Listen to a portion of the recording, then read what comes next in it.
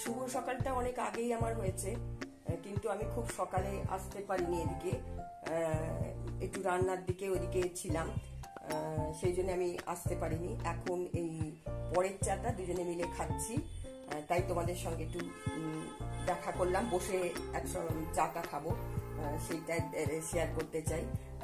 তোমরা নিশ্চয়ই ভালো আছো, আমরাও মোটামুটি আছি, কিন্তু প্রচন্ড গরম পড়েছে, গরমেতে একদম ভালো লাগছে না, শরীরটা খুবই ক্লান্ত ক্লান্ত লাগছে, এত ঘাম হচ্ছে যে শরীরটা খুব ক্লান্ত হয়ে যাচ্ছে, বেশিক্ষণ কাজ করা যাচ্ছে না, রান্নাঘরে থাকা যাচ্ছে না, সেই জন্য এখন একটুখানি বিরতি একটুখানি চা খাচ্ছি, তারপরে হাজব্যান্ড চান করতে যাবে, এবার ছুটোছুটি তাকে খেতে দেওয়া সবকিছু বলেছে, আজকে ডাল আর ডিমের অমলেট দিয়ে আর দই দিয়ে ভাত খেয়ে যাবে, চাপ নেই সেরকম কোনো, বাকি যা কিছু করবো সব রাত্রের জন্য। পরে আমি আবার আসছি তোমাদের কাছে।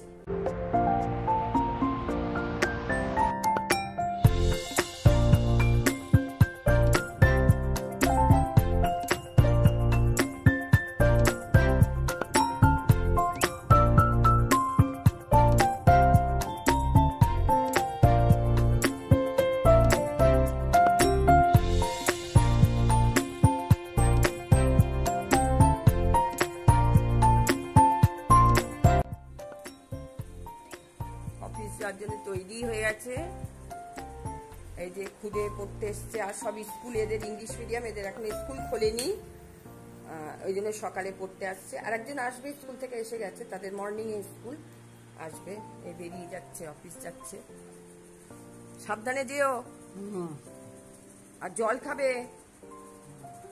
এই ওআরএস গুলে দিয়েছি যেটা ওটা খাবে, ঠিক আছে? আর ছাতা মাথায় দিয়ে যাও।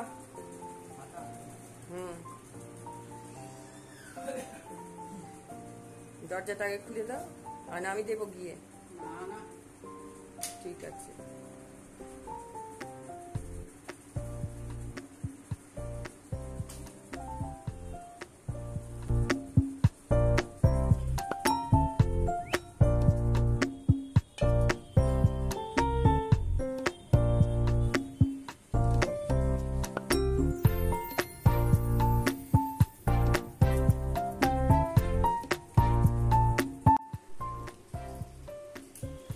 একটু জিরে ফোড়ন দিলাম, দিয়ে এই পটল আলুগুলো একটু ভেজে নেবো ভালো করে,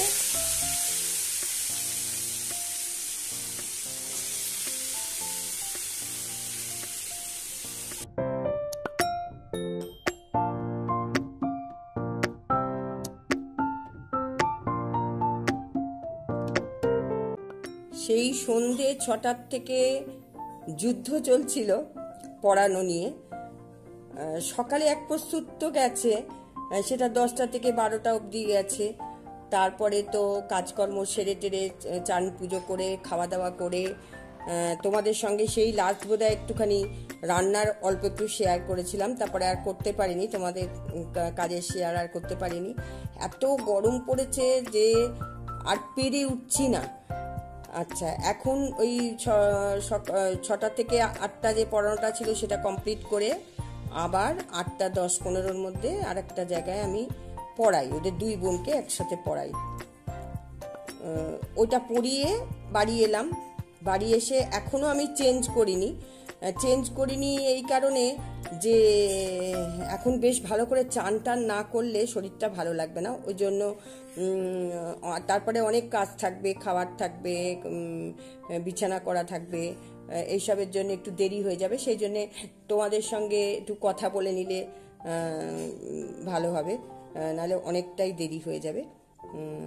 আচ্ছা, আমি তো ব্লগিং শুরু করেছি আমার মেয়ের বাড়ি থেকে, সেটা তো আমি প্রথমেই বলেছি, কিন্তু এই ব্লগিং ব্যাপারটা মাথায় কিন্তু আমার আসেনি, আমি দেখতাম, আমার শখ হতো করার, কিন্তু আমি কোনোদিন এটা চিন্তার মধ্যে আনি, যেহেতু জানি যে আমি এটা হয়তো পেরে উঠবো না, কিন্তু এটা প্রথম আমার ভাগ্নি, আমার বড় ননদের মেয়ে, আমার ভীষণ কাছের ভীষণ ননদও আমার বন্ধুর মতন, ভীষণ ভালো, প্রচণ্ড ভালো। আর আমার ভাগ্নে ভাগ্নি দুজন যার কথা বলছি প্রচণ্ডই ভালো, মানে আমার সন্তান তুল্য তারা।